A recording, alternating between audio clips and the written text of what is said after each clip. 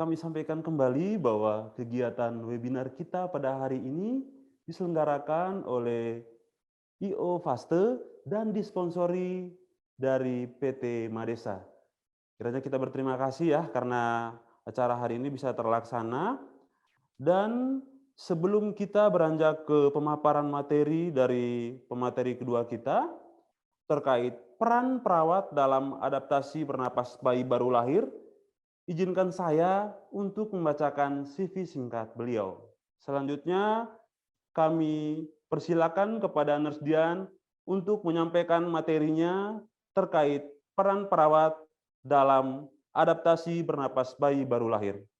Izin mengingatkan waktu presentasi 45 menit. Silakan Nurse Dian. Ya, terima kasih, Bang Markus ya. Saya mau ini dulu nih, mau sapa teman-teman ya. Assalamualaikum warahmatullahi wabarakatuh. Salam sehat buat kita semua. Alhamdulillah ya, pagi hari ini kita dapat berkumpul kembali ya, mengingatkan, terkait peran kita sebagai perawat. Nah, kebetulan di sini teman-teman, mayoritas semuanya perawat ya. Jadi tugas kita nih sebetulnya banyak banget karena 24 jam kita, merawat pasiennya, ya. Nah terus, satu lagi yang perlu diinformasikan buat teman-teman, sebelumnya karena memang ini masih 1 Syawal ya, saya, mohon maaf lahir dan batin ya, semoga kita selalu diberikan kesehatan dan semoga nanti di, lebaran yang akan datang kita masih, bertemu kembali ya. Oke, izin share screen.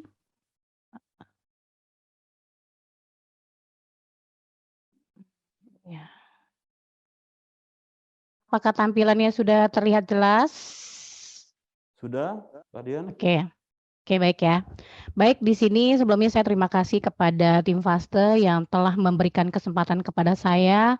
Di sini tugas saya adalah, memberikan, materi terkait peran perawat dalam adaptasi bernapas bayi baru lahir. Untuk materi sebelumnya tadi Prof. Rina sudah menjelaskan tentang fisiologis adaptasi bagaimana, adaptasi bayi baru lahir ya. Tentunya kadang kita dalam menghadapi bayi ya sebagai perawat kita kan tim ya, tim yang biasa yang kita lakukan pada, misalkan pertolongan SC atau bayinya memang lahirnya dengan spontan, biasanya dengan faktor resiko tinggi kita selalu dipanggil, ya kita karena tim ya. Nah, ini bagaimana nih peran kita supaya, meminimalkan atau membantu adaptasi bayi ini, maksudnya biar baik lagi, ya. Nah, ini berbagai kondisi saat bayi baru lahir. Jadi, semua kondisi yang lahir itu belum tentu bayinya baik-baik saja, ya. Ada 90% neonatus dia tidak butuh bantuan saat lahir, ya. Jadi pas lahir dia langsung menangis ya, bernafas baik dan dia bisa, dilakukan untuk rawat gabung dengan ibunya. Kemudian ada sebagian kecil nih 10% neonatus dengan bantuan, ya. Contohnya bayi prematur atau bayi dengan kondisi-kondisi faktor resiko tinggi yang mungkin tadi sudah dijelaskan. Tentunya dia membutuhkan bantuan saat dia lahir, maksudnya saat dia lahir dia membutuhkan bantuan kita supaya dia tetap bernafas, ya. Tentunya ada sebagian yang memang pada proses dia,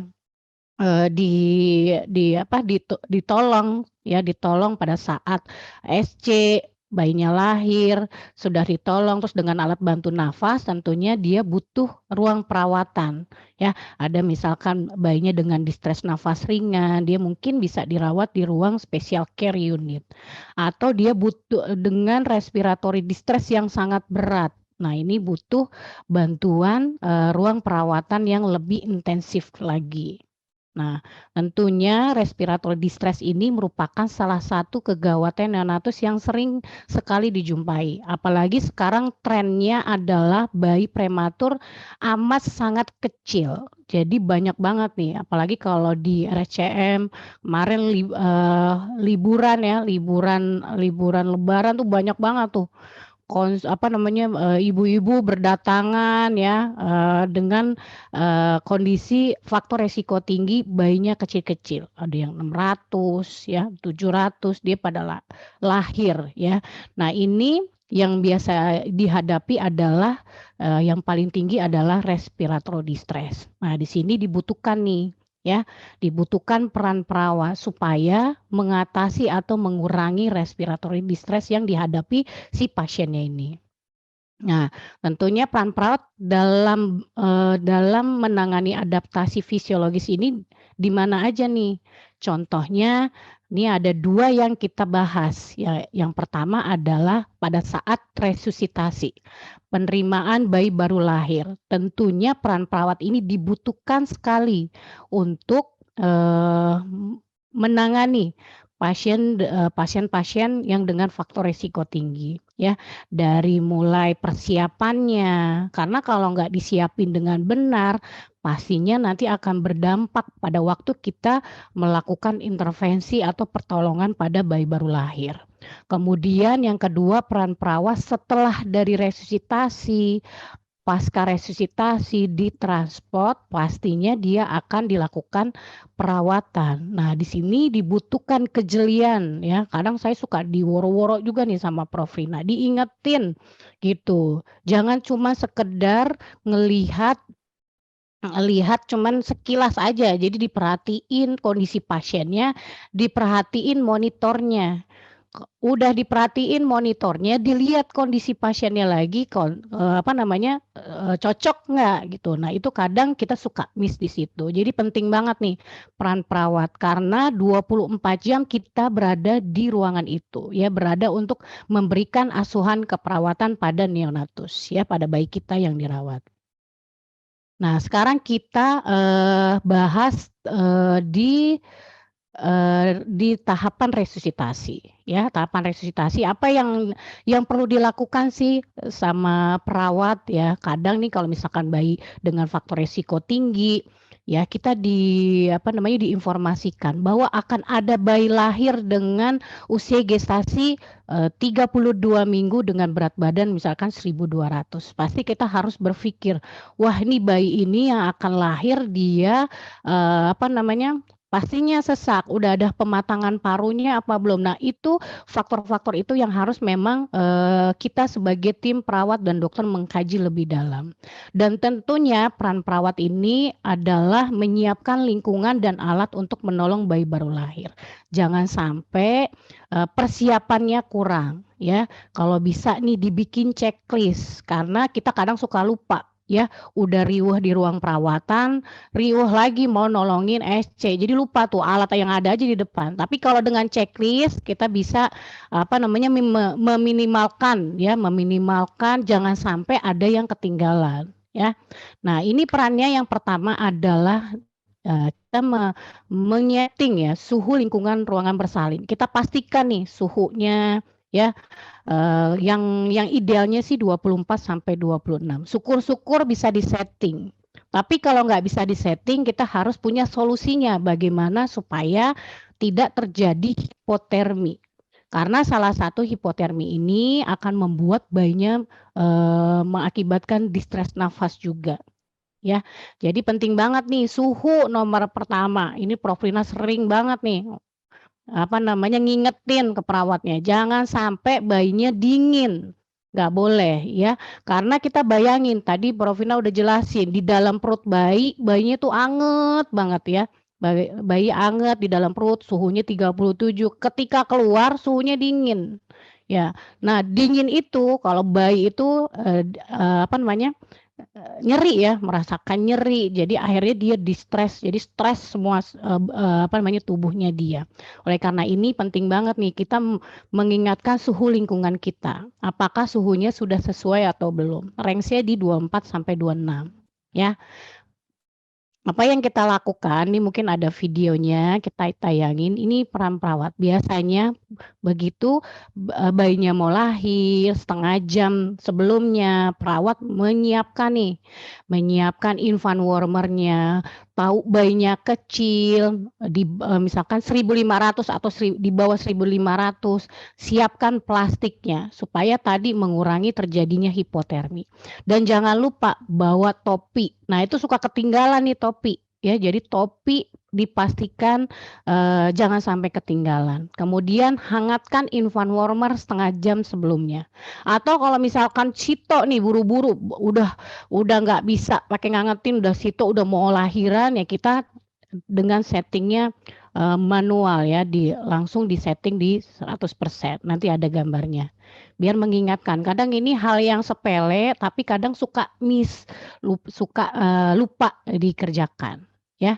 Nah, ini atur suhu infant warmer. Kenapa ini selalu saya ingatkan di materi ini?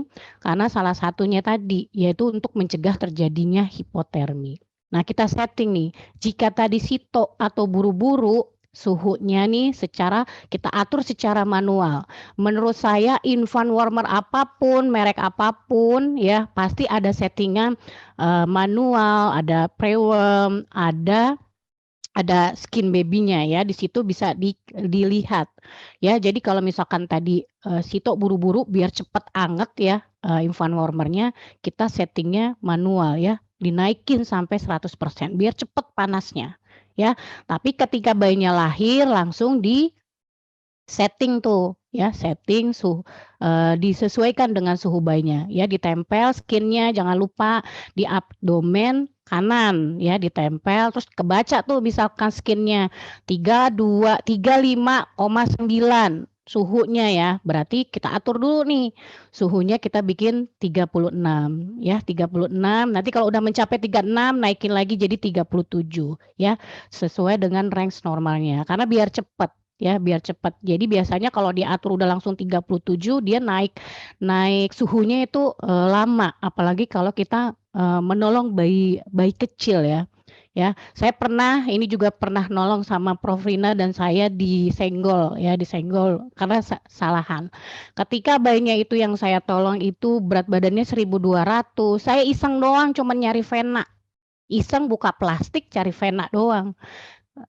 Tahu-taunya suhunya langsung turun, drop. Nah, itu saya ditegur, "Jangan main buka-buka plastik aja, tuh suhunya langsung turun." Tapi, oh ditutup lagi deh biar cepat naik. Ternyata lama banget naiknya. Jadi makanya teman-teman hati-hati ketika kita menolong bayi sangat prematur ya, ketika kehilangan suhu 1 derajat pun itu lama banget untuk naik, ya. Nah, nanti jadi mempengaruhi nafasnya dia juga karena dia dingin. Nah, ini persiapan alat. Nah, ini harus dipastikan juga ya, ketika kita mau menolong bayi baru lahirnya apa yang dipersiapkan ya, dari RW-nya kita harus siapin RW-nya, jalan nafasnya. Tadi ya, kalau misalkan bayi lahir ya, belum tentu semuanya dilakukan suction ya, belum tentu ya. Jadi kalau misalkan yang dilakukan suction ketika menyumbat jalan nafas. Ya hati-hati, kadang kita rutin tuh ya, rutin bayi lahir tahu langsung posisikan langsung suction ya, tapi nah itu akhirnya membuat bayinya itu stres nafas. Jadi kita lihat kondisinya dia butuh di-suction atau enggak ya. Kita siapkan nih mesin suction, kalau butuh di-suction, kalau enggak ya udah cuman dielap air liurnya aja. Kemudian siapin lagi dari laringoskopnya, kemudian dari ETT-nya, dari fiksasinya, semua harus siap.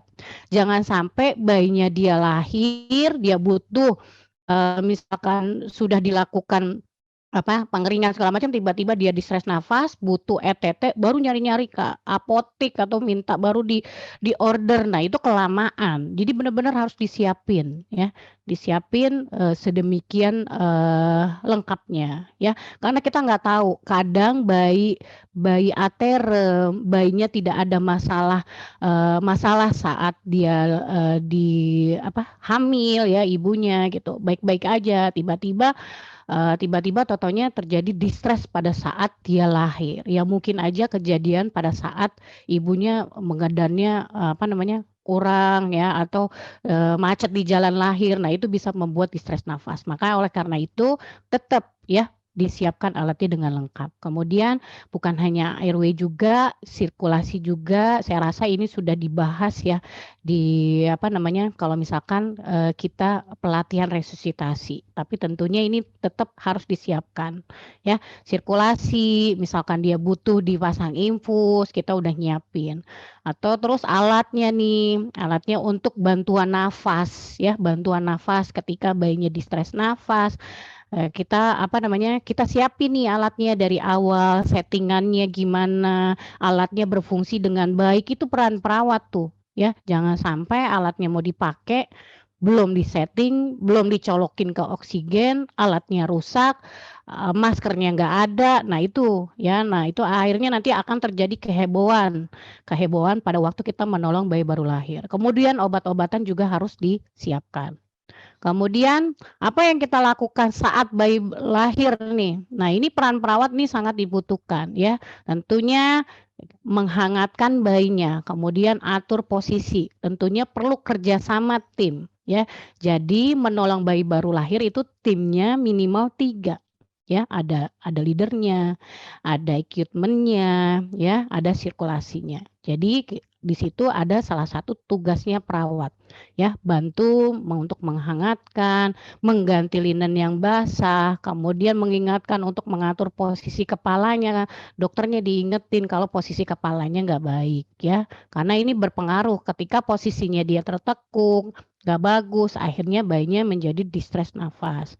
Kemudian bersihkan jalan nafas jika perlu. Sekali lagi kalau untuk melakukan suction itu kalau misalkan slamnya menutupi jalan nafas ya, jadi perlu dilakukan suction. Kemudian keringkan dan stimulasi. Nah, ini yang harus dilakukan pada saat bayi baru lahir. Kemudian tentunya ini paling penting banget nih, menilai respiratory distress ya dengan menggunakan down score. Apa aja itu down score yang perlu kita cek bersama-sama ketika bayinya lahir. Nah, ini untuk menentukan alat apa sih yang kita butuhkan untuk bayi itu ya. Untuk down score-nya apa yang dinilai? Dari frekuensi nafas, kemudian ada nggak retraksi bayinya, kemudian ada nggak cyanosis, kemudian ada nggak air entry, terus merintih ya. Ini harus dinilai. Ketika bayinya lahir dia butuh apa nih, kita di scoring dulu nih. Oh, misalkan scoringnya di total bayinya tadi nafasnya 60 kali per menit, skornya 1. Ada retraksi nggak? Ada, ringan, berarti udah ditambahin 1 tambah 1 2. Kemudian tapi tidak ada cyanosis, 0 berarti. Kemudian air entry-nya ada penurunan ringan udara masuk nih. Jadi 3 tuh udah mulai ya kan. Merintih nih dapat didengar dengan stetoskop atau dia dapat didengar dengan tanpa alat bantu nafas. Biasanya ada suaranya itu merintih tuh kedengeran, tanpa stetoskop udah kedengeran. Jadi misalkan dia nggak kedengeran nih tanpa stetoskop kita dengerin, oh ada suara agak merintih, berarti kalau di total ini ada 4, berarti distres nafasnya sedang. Apa yang diberikan ke pasiennya. Nah, ini perawat harus tahu, walaupun terapi seutuhnya itu aspek legalnya dokter yang memberikan, tapi kita sebagai perawat tentunya harus bisa mampu menilai respiratory distress pasien. Ya. Nah, setelah dinilai kita evaluasi respiratory distress-nya dengan down score tadi. Kalau skornya kurang dari 4 ya, nih gawat napas ringan. Kalau skornya 4 sampai 5 gawat nafasnya sedang, kalau skornya lebih dari 6 gawat napasnya berat. Nah, saya rasa tadi ini banyak banget nih peserta yang ikut nih dari AGD juga ya. Jadi ini penting banget nih. Ketika teman-teman mau transport, terus mengecek pasiennya mau yang ditransport, kita bisa menilai walaupun dia pakai alat bantu nafas juga kita cek lagi untuk down score-nya. Pastiin ini sesuai nggak alat yang digunakan si pasiennya ini ya dengan menggunakan monitoring down score ini ya. Nah, ini untuk menilai yang mungkin tadi sudah di setel ya sama Prof. Nina terkait video ini. Nah, kita lihat video yang satu. Nah, ini bayi yang lahir dengan kondisi lihat nafas dia ada sesak terus merintih ya. Nah, itu nggak perlu didengerin pakai stetoskop lagi, ya itu dia merintih tuh, kedengeran banget jelas. Jadi poinnya kalau dinilai itu poinnya 4 ya, poinnya yang di, sebelah sana ya, yang di sini nih. Nah, nih merintih, poinnya dia 2 bukan 4 maaf, dapat didengar tanpa bantuan alat nafas ya. Jadi bisa dilihat di bayinya ada retraksi, nafasnya cepet, terus ada merintih. Nah, ini harus dinilai, oh ini Down score-nya sangat berat, tapi tidak semerta-merta bayinya langsung diintubasi. Kita gunakan alat non invasif terlebih dahulu ya. Nah, itu next event ya, nanti kita bahas terkait non invasifnya ya. Tapi di sini teman-teman harus, bisa memahami dengan kondisi bayi saat bayinya dia lahir, bagaimana peran kita untuk mengurangi respiratory distress pada bayinya ya. Kemudian ini, satu lagi, kelihatan? Nah, ini bayinya tuh retraksi, retraksinya dalam banget ya, nafas cepat, ada retraksi berat. Ya, nah ini juga nih, tapi ini bayinya masih ada napas spontan. Kita kaji lagi ya. Kalau misalkan pasiennya memang sudah terpasang CPAP ya, settingannya FiO2-nya udah 40, retraksinya tambah dalam ya, udah dinaikin, PEP-nya jadi 7 ya. Nah ini harus perlu apa namanya intervensi lagi, apakah ini butuh dinaikkan lagi PIP-nya atau enggak. Jadi tidak semerta-merta pasiennya langsung diintubasi. Jadi kita liatin dulu naikin setting. Kalau settingannya bagus, oh retraksinya berkurang, pertahankan. Tapi kalau enggak, ya jalan keluarnya salah satunya yaitu mau nggak mau diintubasi. Jadi intubasi itu jalan akhir ya, bukan jalan awal ya. Jadi harus dipastikan itu dulu. Nah, sekarang kita bahas ketika kita sudah menolong bayi baru lahir ya, di ruang OKA atau ruang bersalin ya, kita melakukan melakukan stabilisasi, bayinya, distabilisasi, kemudian ditransportasi langsung dipindahkan ke ruang perawatan. Apa yang harus dilakukan sebagai seorang perawat neonatus? Yang pertama adalah observasi tanda vital bayi. Gampang ya, simple tapi harus dipahami sekali tentang terkait monitoring ya. Ini penting banget nih. Kadang kita ngelihat, aduh saturasi bagus 99 santai aja. Oh, nadinya juga bagus. Nadinya 170 udahlah nggak apa-apa. Nah, biasanya kita mengabaikan tuh kondisi kayak gitu. Nah, jadi jangan sampai. Jadi kalau ketika ada range di abnormal harus kita melihat klinis bayinya ya. Kemudian monitoring saturasi oksigen bayi nih. Jadi harus paham banget jangan hanya dipasang doang monitornya tapi tidak memahami berapa kebutuhan si pasiennya ini. Kemudian perhatikan sekali dopes. Nah, ini penting banget sebagai perawat neonatus yang bekerja di intensive care di ruang NICU ya harus memahami ya tentang dopes. Ketika overrun kita perhatikan dopesnya. Apa itu dopes? Nanti kita bahas di slide selanjutnya. Kemudian yang keempat adalah positioning, kemudian developmental care-nya yang harus kita perhatikan. Kenapa sih harus kok apa hubungannya posisi sama distress nafas? Ada.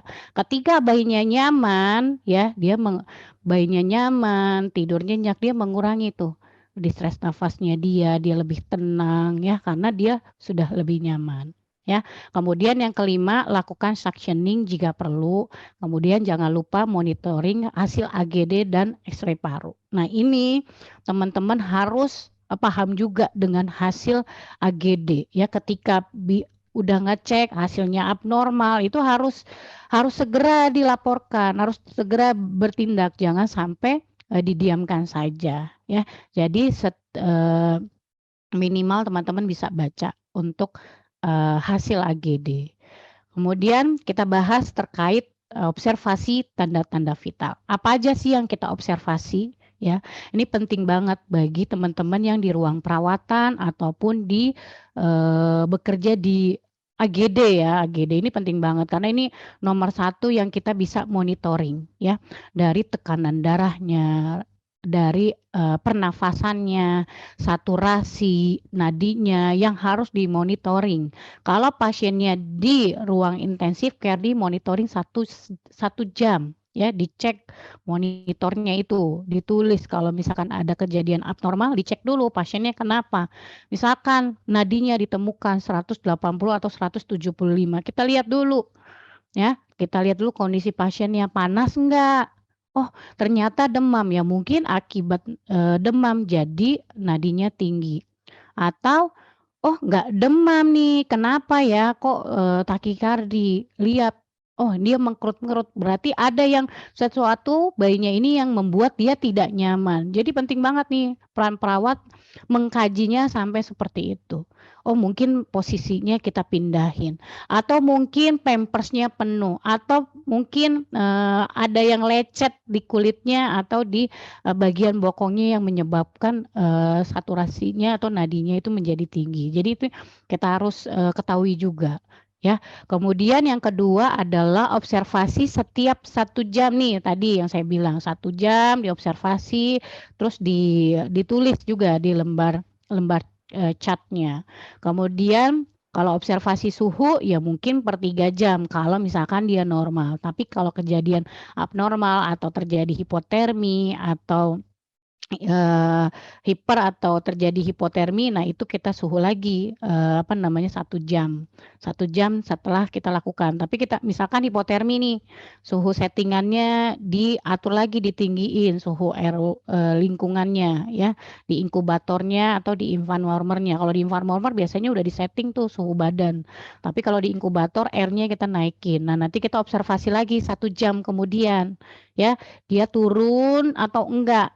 Ya, kalau misalkan, oh nggak turun juga nih, ya udah diturunin, udah diturunin tadi settingan inkubatornya, tapi suhunya masih demam demam aja, ya mungkin kondisi klinisnya, bayinya mungkin sepsis, dan itu bisa dilaporin. "Dok, ini pasiennya saya temukan, pertama jam segini bayinya hipertermi, suhunya 38, udah saya turunin settingannya ternyata suhunya masih 38."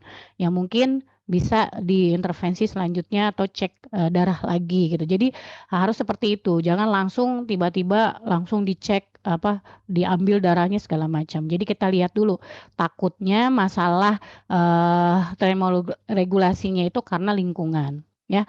Kemudian bila ada hasil yang abnormal, lakukan segera analisa dan kolaborasi sama dokter, ya. Nah, dokternya biasanya kan suka nggak standby nih, tapi tetap kita harus laporin bagaimanapun tuh kondisi pasiennya, ya.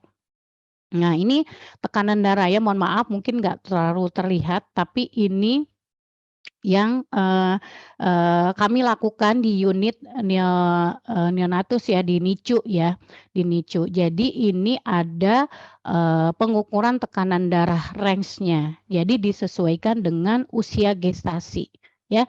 Jadi biar nggak lupa, ya jadi ditempel nih di setiap, di setiap papan cat, bayinya. Jadi ketika bayinya lahir, oh 32 minggu, berarti untuk tekanan darah normalnya atau MAP-nya seperti, berapa ya range normalnya. Jadi ini perawat tahu, ya, jadi jangan sampai, atau kalau misalkan nggak punya, tanya dokternya, "Dok, ini, tekanan darah sama MAP-nya normalnya berapa? Paling tinggi berapa, paling tengah berapa, dan paling rendah berapa?" Dokternya suruh catet, ya. Jadi ketika misalkan di luar, misalkan kejadiannya tekanan darahnya tinggi di luar yang ditulis, ya itu kita bisa, informasi, "Ini kenapa nih bayinya?" Ya, jadi harus jeli gitu loh, ini penting banget, karena buat apa ada monitor kalau kita tidak bisa mengartikan, kondisi pasiennya, ya. Jadi harus, paham banget juga perawat untuk, terkait tekanan darah, ya. Nanti mungkin ini bisa teman-teman bisa di slide-nya nanti kan dibagikan ya. Jadi bisa nanti teman-teman di-copy terus nanti ditempel ya, ditempel di ruangan masing-masing. Jadi gampang kok bacanya ya. Ini udah ada aturannya sesuai dengan usia gestasi ya. Usia gestasinya, ini sistoliknya ini bagian misalkan contoh 32 minggu. Nih high crest-nya ini di 80 ya. Nah, mean airway pressure-nya MAP-nya ini 62. Kemudian paling rendahnya 48. Ya, jadi ini paling tinggi. Yang paling rendahnya berapa nih kita bisa lihat di sini ya. Tuh. Oke, nanti bisa teman-teman baca sendiri ya. Kemudian sekarang kita monitoring saturasi oksigen bayi. Nah, ini kita lihat nih ya. Jadi kalau misalkan pasiennya terpasang oksigenisasi atau terapi oksigen, baik CPAP, baik ventilator, baik apapun, misalkan HFO, ya kita selalu pantau oksigen bayinya. Ya, dari mana pantaunya? Dari mesin saturasi. Kita nggak bisa tuh ya, kalau misalkan bayi terpasang terapi oksigen cuman ngira-ngira, oh merah kayaknya 90. Nah itu nggak boleh. Jadi harus ada monitor saturasi atau alat untuk membaca saturasi oksigen. Itu harga mutlak, wajib ya. Jadi harus pakai monitor ya.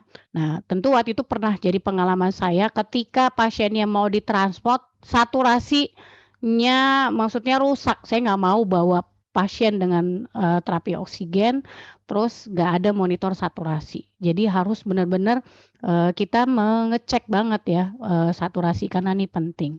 Dan range-nya ini 90 sampai 95. Contoh misalkan teman-teman bayinya terpasang CPAP, FiO2-nya udah 30, terus PEP-nya udah 6, saturasinya 99 aja.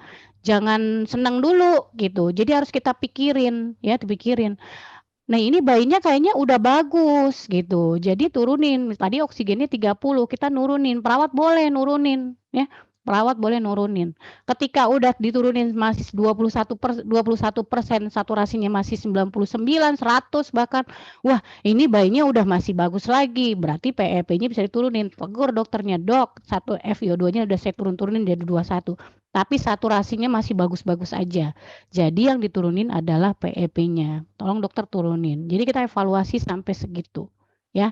Jadi jangan senang dulu, kadang kita senang banget nih ya saturasi, bagus banget gitu ya. Udahlah biarin aja, diemin aja biar anteng dulu. Jangan. Jadi tetap kita harus monitoring dan lakukan intervensi untuk pasiennya. Kemudian pada saat perawatan ini yang sangat penting yang tadi saya informasikan ya terkait dopes ya. Nah, D itu apa? Di ketika pasiennya kita merawat pasien dengan non invasif atau pasiennya dengan terpasang bubble CPAP lah, CPAP ya. Kita lihat nih pada waktu saat overrun kita lihat kondisi pasiennya. D, dislokasi nasal. Biasanya suka dislokasi bukan hanya nasal front, mungkin dia ketekuk, posisi lehernya dibenerin ya, jangan sampai nanti bayinya nggak bisa bernapas karena posisi. Kemudian mungkin kok nggak bubble-bubble ya, kenapa ya ini, mungkin ada yang bocor, mungkin salah satunya nasal prongnya udah di luar jalur ya, bukan masuk ke hidung, tapi mungkin posisinya udah berubah kemana-mana. Jadi harus diperhatikan ya, dislokasi dari nasal prongnya, posisinya harus dicek lagi. Kemudian O itu apa? Obstruksi. Jadi kita lihat ada nggak lendir ya, mungkin tadi posisi juga bisa ya, lendir, kalau ada lendirnya dilakukan suction, kalau enggak ya udah nggak perlu dilakukan suction. Terus P, pneumotorak. Nah, ini kita harus pastikan pneumotorak. Nah, perawat juga harus mengecek nih, kok ini saturasinya nggak naik-naik, heart rate-nya nggak naik-naik, ininya udah maksimal, kok ngembang dadanya nggak enak. Jadi curiga nih, oh nih jangan-jangan pneumotorak. Jadi harus ambil cepat tindakan ya, jangan sampai delay treatment ya. Jadi harus kita pantau juga nih pasiennya, walaupun terpasang non invasif itu bisa kejadian ya kalau settingan kita nggak pas ya. Kemudian E adalah equipment. Nah, equipment nih biasanya problemnya di alat. Jadi makanya sebelum melakukan memberikan terapi oksigen CPAP ke pasiennya, ya membantu kita cek dulu nih alatnya yang kita gunakan, bagus apa enggak, terus udah dikalibrasi apa enggak, jangan sampai nanti terjadi error ya pada saat mau dipasang tau-taunya error. Nah itu nanti akhirnya memperberat masalah pasiennya, ya jadi kita cek dulu ya, biasanya kalau pasiennya mau datang dari OK, oh pasiennya mau masuk ke ruang NICU, biasanya udah di-setting dulu, ya dilihat dulu nih alatnya udah bener apa belum gitu. Nah itu baru nanti bisa digunakan ke pasiennya. Kemudian yang ketiga adalah yang terakhir adalah S ya, stomach distensi. Ya, ini kalau misalkan ini harus penting banget nih ketika bayinya terpasang terapi oksigen ya. Terus kita lihat juga pantau nih perutnya ya, perutnya nggak usah ini deh setiap kita overrun dilihat nih atau setiap kita mau observasi kita lihat perut bayinya makin gede apa makin apa gimana gitu. Nah, karena kalau misalkan perutnya dia besar, ya itu dia menekan diafragma, akhirnya bayinya jadi sesak, ya. Jadi harus diperhatikan ya ketika, terjadi kembung ya. Jadi kita harus perhatikan dopes, dislokasi, obstruksi, pneumotoraks, alatnya, equipment-nya, S itu adalah perutnya dia, besar apa enggak. Kalau misalkan terjadi besar, nah harus dicek juga nih bayinya dalam 20 misalkan bayi baru lahir, bayinya udah BAB apa belum, ya. Takutnya belum, jadi bayinya dia kembung. Terus misalkan terjadi memang udah kembung banget, nah itu bisa tuh dilakukan aspirasi secara perlahan-lahan supaya tadi mengurangi kembungnya, ya gitu. Ya jangan sampai, teman-teman, nggak paham, jadi harus memahami terkait dopes ini. Pada saat transport pun kita harus pastikan dopes ini dulu, ya ini penting banget ya, simpel tapi berarti. Kemudian, berikan posisi tidur yang nyaman. Nah tadi kita udah bahas tuh terkait dopes, nah sekarang positioning. Nah positioning ini juga menentukan kenyamanan pasien. Kalau bayinya nyaman, ya dia bisa mengurangi tadi, stresnya dia ya. Dia tidur lebih nyenyak ya kan, jadi mengurangi stresnya tadi dia ya. Nah ini bisa macam-macam posisinya, ada supine. Nah biasanya kalau bayi-bayi dengan atau alat bantu nafas, pakai ventilator, pakai CPAP. Nah teman-teman ragu nih posisiin bayinya tengkurap, takut posisinya tengkurap, celentang aja gitu. Ya celentang nggak apa-apa, tapi lihat posisinya ya, posisinya kadang celentang tangannya kemana-mana, kakinya kemana-mana, jegar kemana-mana. Jadi akhirnya bayinya kayak kelihatannya nggak nyaman banget. Jadi posisikan nih kalau mau celentang, kepalanya itu dia harus tegap ya, nggak boleh miring kanan, nggak boleh miring kiri, tangannya itu harus ya berada di dadanya, kalau bisa deketin ke mulutnya, kemudian kakinya kalau bisa deketin ke, perutnya ya, jadi membuat nyaman pasiennya, ya gitu. Kemudian kalau misalkan tapi jangan khawatir juga teman-teman bisa posisiin, pasiennya prone ya, prone posisinya tengkurap bisa, tapi kalau misalkan pasien dengan pakai bubble CPAP ya dengan non invasif sebetulnya yang direkomendasikan adalah yang quarter prone ya, supaya apa? Supaya mencegah trauma, kulit, trauma kulit yang ada di pipinya, pelipis ya, biasanya suka ketekan tuh. Nah, jadi yang lebih direkomendasi adalah, quarter prone, ya. Kemudian, posisinya bisa dilakukan miring kanan, miring kiri, itu bayinya bisa lebih nyaman, ya. Jadi posisi yang terbaik ini posisinya kalau misalkan dia nyaman, ini bisa meningkatkan oksigenisasi dan meningkatkan kenyamanan pada bayinya. Ya. Nah, sekarang kita lanjut nih ke monitoring AGD. Tentunya teman-teman perawat semua harus memahami nilai normal pada, pasiennya ya. Tentunya nanti, Fase akan mengadakan juga nih webinar terkait, AGD. Jadi teman-teman nanti akan pintar membaca AGD karena ini saya dititipin sama Prof. Rina, perawat-perawat harus pintar ya baca hasil AGD. Karena untuk apa? Untuk dapat segera melaporkan kalau misalkan ada kejadian abnormal pada pasiennya. Ya, jadi penting banget. Jadi nilai normalnya di sini kita ada pH ya. pH normalnya ini 7,35 bahkan sampai 7,45. Nah, ini tentunya untuk neonatus ya. Tapi kalau ada bayi yang prematur range-nya beda lagi. Nah, mungkin nanti akan dijelaskan pada saat webinar selanjutnya. Jadi teman-teman yang penting tahu dulu nih nilai AGD normal yang ini ya, dari pH-nya 3,75 sampai 3,745. Kalau pH-nya kurang dari 3,75 ya kita berarti hasilnya adalah asidosis ya. Kalau pH-nya 7,45 lebih dari 7,45 berarti alkalosis ya. Kemudian PCO2-nya ini range-nya 35 sampai 45, PO2-nya 80 sampai 100. P-exit-nya itu kurang lebih dari 2, saturasi oksigennya 95 sampai 100 dan HCO3. Ya, jadi teman-teman bisa melihat nilai AGD-nya. Kalau misalkan lupa, ya kan, bisa nih difotokopi, ditulis atau ditaruh di buku saku kita. Jadi ketika ada nilai hasil AGD normal kita baca, oh kita sama ini dari hasil tadi catatan kita ini normal apa enggak. Jadi sambil belajar ya. Kemudian ini kita cek X-ray ketika pasiennya terpasang oksigen, terapi oksigen, sudah dicek AGD, jangan lupa nih dicek X-ray-nya ya, pengembangan IGA-nya yang normal nih 8 sampai 9. Jadi teman-teman harus paham juga nih, jangan cuma ronsen nih dok kasih ronsen, tapi baca dok nih kayaknya dadanya nggak ngembang gitu. Coba apa yang salah ya gitu. Atau AGD-nya kok nggak bagus, apa yang salah atau settingan yang salah, coba dicek lagi. Jadi enak gitu ya sebagai tim dapat ininya. Kemudian ini ada beberapa video yang mungkin nanti teman-teman bisa interaktif kali ya Bang Markus. Ini kita lihat coba kita menilai bayinya. Ini ceritanya ada bayi ya, bayi yang dirawat ya, kemudian dia pakai bubble CPAP, kemudian kita perhatiin nih apa yang harus kita nilai dari bayinya ini.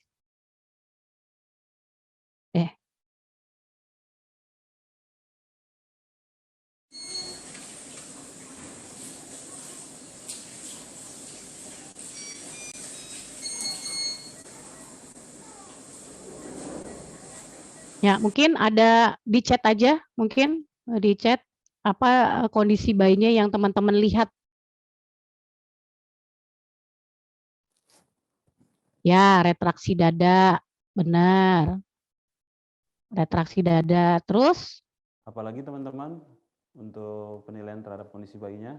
Nah, yang terlihat banyak banget ya teman-teman ngomong retraksi dada, mulut tidak tertutup, posisi bayi, sesek, pernapasannya cepat, retraksi dada. Nah, jadi teman-teman ini udah bisa nilai nih. Dengan kondisi bayi kayak gini saat overrun nggak enak kan? Gitu. Ada retraksi dadanya, mulutnya kebuka, posisinya nggak enak. Nah, itu dari hasil masalah itu harusnya teman-teman bisa melakukan intervensi kepada pasiennya. Kok sesek ya pasiennya? Kenapa ya? Mungkin cubingnya banyak airnya. Coba dicek dulu gitu. Kok ada retraksi ya? Ya mungkin salah satunya itu settingannya nggak pas atau dia nyeri atau dan sebagainya. Jadi harus dipantau seperti itu. Oh mulutnya terbuka. Wah mulutnya kebuka ya, kenapa ya? Coba kita lihat bubble-nya. Oh benar bubble-nya nggak ada. Mungkin salah satunya jadi leak ya, ada kebocoran. Mulutnya kebuka, makanya pressure-nya nggak masuk ke dalam paru. Dia kebuang ke mulutnya. Akhirnya bayinya retraksi.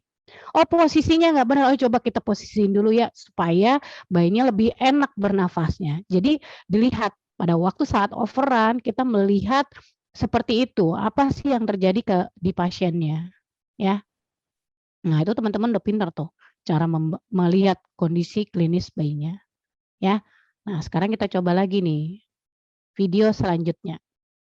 Bagaimana menurut teman-teman semua?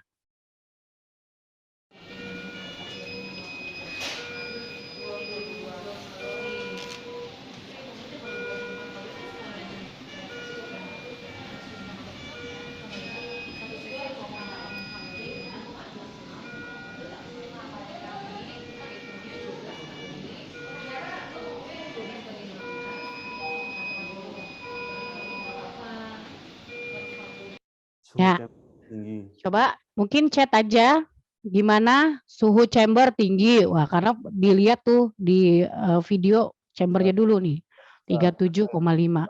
Cek air chamber adakah ada yang kurang. Nah, terus apa lagi? Nyaman banget bayinya. Terus apa lagi? Bayinya nyaman. Posisi bayi bagus namun posisi nasal prongnya seperti tadi tidak paten. Nah, selangnya tidak tegak. Nah, alarmnya banyak, ruangannya berisik. Oh iya, berisik ya tadi ya? Bukan berisik alarmnya. Jadi ada orang ngomong juga ya, jadi berisik ya. Oke, posisi nasal. Ya, kita bahas ya, kita lihat dari videonya. Pertama, suhu chamber, klik. Nah, suhu chambernya dilihat 37,5 ya. Yang bagus sebetulnya suhunya 37. Nanti kita bahas di sesi edisi 2 ya, terkait alarm, suhu chamber supaya yang bagus untuk paru-paru apa ya. Mungkin teman-teman yang udah tahu nih suhu chambernya harus 37. Nah, ini range-nya 37,5. Ya mungkin kita bisa lihat ya, kenapa dia over ya, over ini udah mulai tinggi sebetulnya range setengahnya itu masih bisa ditoleransi. Tapi kita lihat air chambernya ada apa enggak. Kalau enggak ada mungkin itu yang mengakibatkan suhunya menjadi tinggi. Ya. Kemudian lihat ada air-airnya enggak di sirkuit nih, kayaknya enggak ada air-airnya aman nih. Gitu. Ya. Atau yang menyebabkan suhunya tinggi biasanya suhu lingkungannya dingin ya. Jadi ngebaca proofnya itu dingin, suhunya oh dia dingin nih sensornya. Jadi si mesin ini berusaha menghangatkan supaya menghantarkan suhu ke paru-parunya menjadi 37. Jadi itu ya. Gitu. Jadi makanya si mesin ini kan biasanya dia otomatis ya. Kemudian kita lihat ke posisi bayinya. Ya, kita lihat posisi bayinya. Tuh, bayinya nih posisi apa nih? Posisinya kalau dilihat dari posisi yang 4 tadi, posisinya quarter prone, ya. Posisinya 1/4 tengkurap, ya.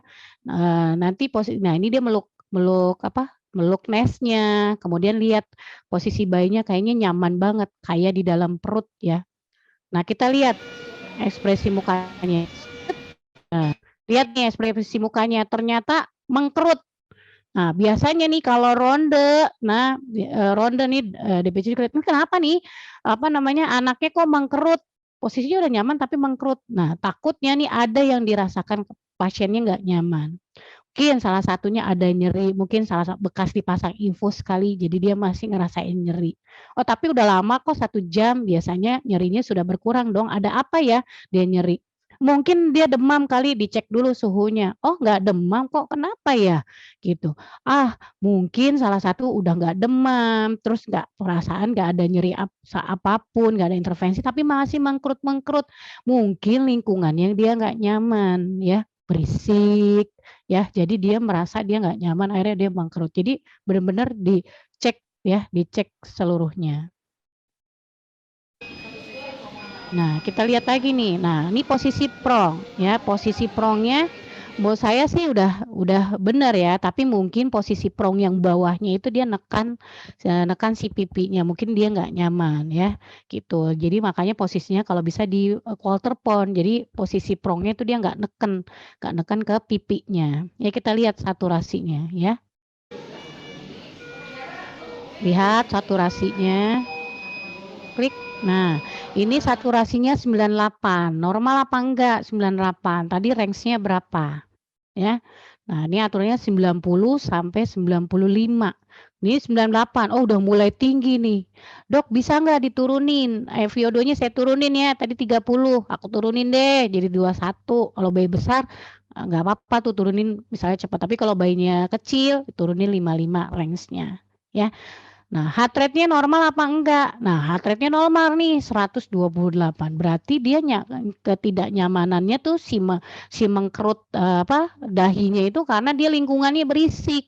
Ya, karena apa dilihat dari saturasi nadinya normal, saturasinya normal, semuanya bagus ya, tapi cuman ya dia nggak nyaman karena lingkungannya dia berisik. Jadi peran perawat seperti itu. Jadi mengamati sekali terkait kondisi pasiennya. Nah, Oke, jadi kesimpulannya peran perawat sangat penting dalam optimalisasi perawatan bayi dengan distres nafas.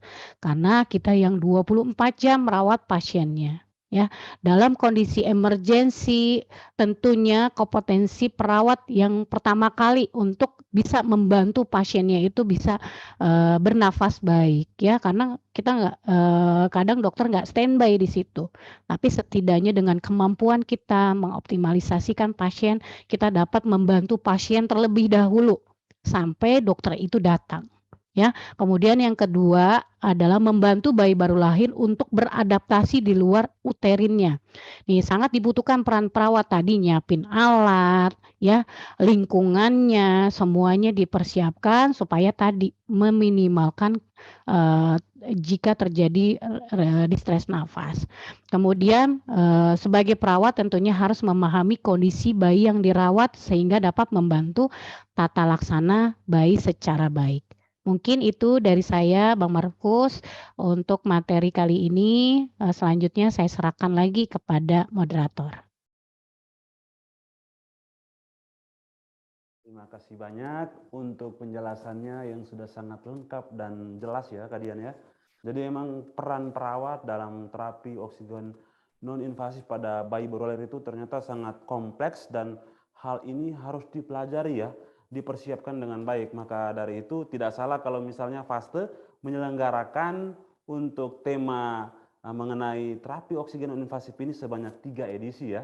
Mungkin kepada teman-teman yang sampai saat ini sudah punya pertanyaan, nanti bisa diketik di kolom chat dan kami juga persilakan bagi teman-teman yang nantinya akan bertanya secara langsung, kami persilakan tapi terlebih dahulu mengklik tombol raise hand.